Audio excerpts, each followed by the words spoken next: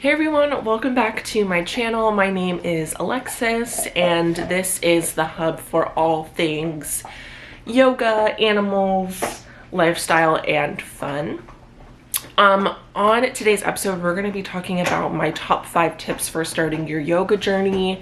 I know I started mine about 6 years ago and there's a lot that I've learned along the way that I wish I had known earlier, so I want to share that with you. And let's just go ahead and jump right into it. So I have my tips actually on my phone.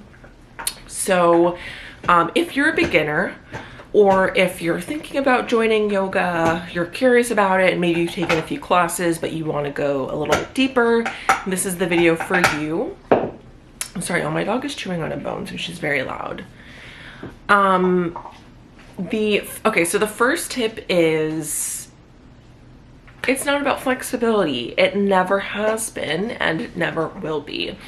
Now, yes, over time as you practice, you do become more flexible, but that is actually not the main goal, point, or intention behind yoga. It is a practice and a discipline for both the mind, the spirit, and the body. And so I think the really intimidating thing about yoga when you're first starting out is feeling like I'm not flexible enough, I can't touch my toes, and that sort of thing. So I want you to keep in mind that as you're going throughout your yoga journey, it's really not about being flexible. You don't need to feel the need to compete with others. And as you continue to practice, your body will open up over time and you'll naturally get there. But there's no need to feel embarrassed if you can't get into a certain pose or if you're feeling some discomfort. This is really a process, and it's going to take some time for the body to adjust. And so that brings me to my second tip, which is that it's a practice. So I know on Instagram, every teacher is doing, like these really cool arm balances and handstands and things like that. And it looks really cool. And, sometimes when I would practice and I would look at Instagram, I would feel really bad because I was like, oh, I've been practicing for 2 years and I still can't do like a handstand or something like that. And I would sort of make myself feel bad. But I realized the main thing is that it's a practice. So it's also always going to be a practice. So there really is no like mastery of yoga because there will always be another level, another pose, another variation that can make the difficulty deeper. And so that's also the beauty behind it, is that you're never really done. Also going back to the fact that yoga is just as much about the mind and the spirit, and there's also a lot of discipline and work to be done within your thinking patterns, within how you relax yourself. And so there's endless amounts of tips and knowledge that has gone on for thousands of years since, yoga began, that I just don't think there's any mastery of yoga. I think it's always going to be a journey. It's always going to be an exploration. It's always going to be practicing. It's always going to be about practicing. And so it's okay if you can't do certain things. Like, definitely set your goal to get there. But if you can't do it, don't feel bad. The point of yoga is not to go to every class and be able to like do every single pose perfectly and nail it, and that means that you're good at yoga. That's not true. I think being good at yoga means that you show up to your mat, and you accept the way that you show up to your mat, and you just commit to helping your body feel good, helping your mind feel good, and just bringing yourself back to the present moment. Okay, so number 3 is experiment with the different styles of yoga.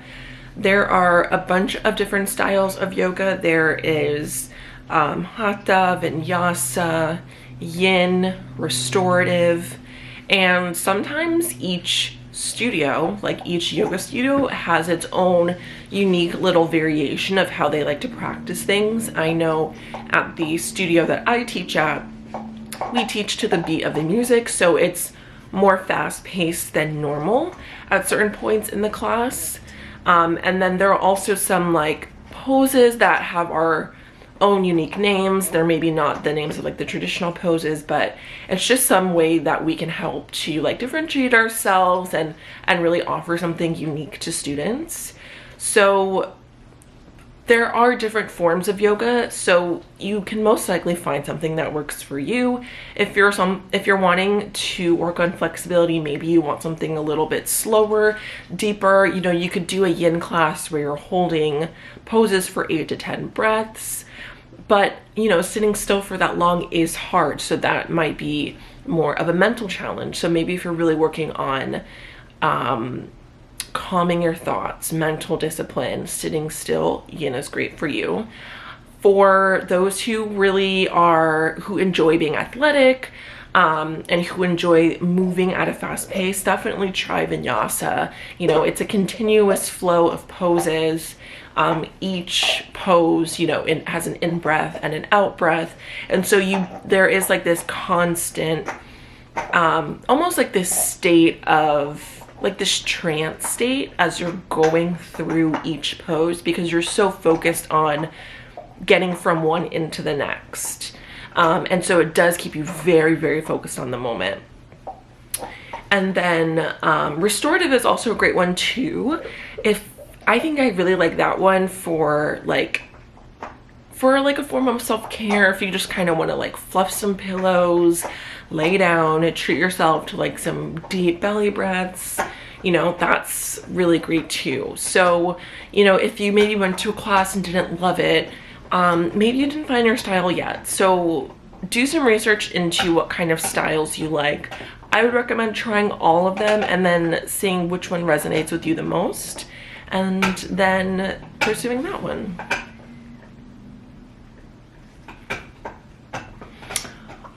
Okay, tip number 4, which I had already mentioned previously, but don't compare yourself to others. I repeat, don't compare yourself to others. Everyone's body is different. Hey, baby. Everyone's body looks different in different poses, has different thresholds, has different limits. You know, maybe you've had some injuries in the past, maybe you're recovering from one, maybe you've never had an injury. So there's no way to make your pose or make your body look like something that it's not. And that's not really the goal here. I think one thing I've learned is that when I'm on my mat, I sort of consider like the 4 corners as a sort of like blinders, so I can only focus on what's inside of those 4 corners, which is me. Now, sometimes when I'm in class, I'll have a friend with me, or I'll have a neighbor, and I'll use them as a guide to make sure, like, if I'm messing up or I didn't understand the sequence, you know, I can look to my neighbors to kind of help guide me and make sure that I'm, you know, going with the class. Or you could also ignore your neighbors and just do what you want on your mat. I always give people permission to listen to their body, and if you want to do something else that no one else is doing, do it. Like, it's your practice, so you have to make it work for you.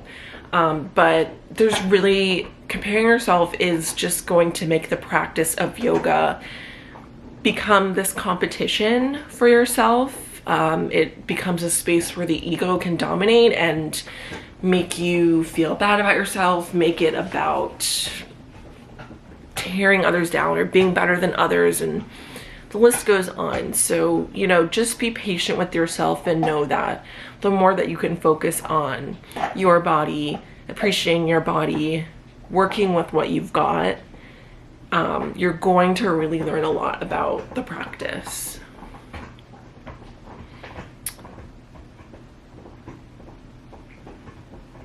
The last and final tip is to be prepared to learn about different kinds of skills that maybe you haven't been introduced to in the past. For example, body awareness is a really, really huge skill that I think in today's day and age a lot of people lack, because, you know, when people go through trauma, their bodies go through that trauma as well. And there's a lot of like dissociation techniques that, you know, we use for survival mechanisms to keep us going when things, you know, are really hard or when we've been harmed. And so sometimes the practice of yoga, kind of sitting in the body, can be a little bit scary because those traumas can come to the surface. For example, like hip openers, a lot of our emotions, as they come from the head, they kind of trickle down. Maybe you have really tight shoulders, maybe they trickle down into the chest and you have shallow breath. Eventually they come and they like sit in the hips, and people have really tight hips. So it's pretty common for when I'm doing hip openers in class for people to get emotional. I know I've gotten emotional when doing a hip opener because there have been some emotions that have just sat in my body for a really long time that haven't been released. And I think yoga is such a great way to heal those parts of the body, and to let it know that, like, you know, we've gone through this, we can now let it pass. That's a really cool thing too, is the way that you can consciously speak to your body, send it messages, you know, and the body will respond to that. So even having an understanding of like that mind-body connection is a completely new skill. Knowing what it's like to close your eyes, send your awareness to like your glute or your hamstring, and to kind of feel around like what's tense, what's loose. So I think those are some really cool things that yoga can help with if you're on a healing journey, if you're healing from trauma, or wanting to just practice more body awareness. Yoga will definitely take you there. And I can say for me, on a day-to-day basis, there are all kinds of things that sit in my body from throughout the day, from work, from relationships and family. And yoga has always been such a great way for me to release that and become more aware of, you know, the vessel that my body is. So those are my 5 tips for your yoga journey. Hope that this was helpful for you. I hope you feel excited and motivated to start. And thank you all so much for watching. Bye.